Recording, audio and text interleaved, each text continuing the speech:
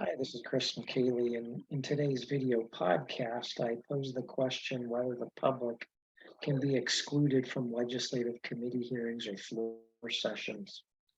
When the pandemic began receding, there continued to be limitations on the public's ability to access some of the committee hearings and floor sessions of the California Legislature.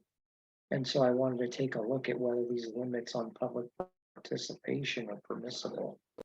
I think Article 4, Section 7C of the California Constitution sets forth the applicable law.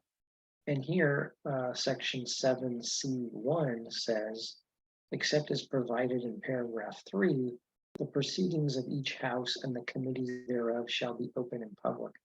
The right to attend open and public proceedings includes the right of any person to record by audio or video means any and all parts of the proceedings and to broadcast or otherwise transmit them, provided that the legislature may adopt reasonable rules regulating the placement and use of equipment for recording and broadcasting the proceedings for the sole purpose of minimizing disruptions of the proceedings.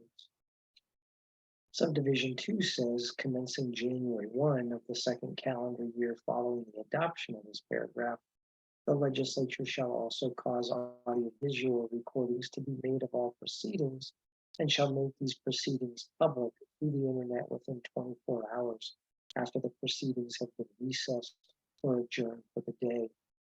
Subdivision 3 says that notwithstanding the other two paragraphs I reviewed, closed sessions may be held solely for any of the following purposes: related to appointment, employment, performance, dismissal of public officers or employees, and some other provisions; to consider matters affecting safety and security of legislators and staff; to confer with legal counsel, a caucus of the members of the Senate or the Assembly or of both houses of the same political party. So in taking a closer look at these provisions of the state constitution, I would note the following. First, the proceedings of each house of the California legislature, as well as their committees, shall be open and public. That's taken directly out of that provision of the Constitution. And California, as we know, uses the term shall to mean something as mandatory, as opposed to may, which means it's discretionary. As a result, the floor sessions of the Assembly and Senate, as well as every type of committee, standing, select, joint, etc., must be open and public. This also appears, at least to me, to require in-person meetings at the floors and the committee rooms. Now, note that an individual may sue the legislature over their adoption of reasonable rules. However, that provision only relates to the legislature adopting rules regulating the placement and use of equipment for reporting or broadcasting.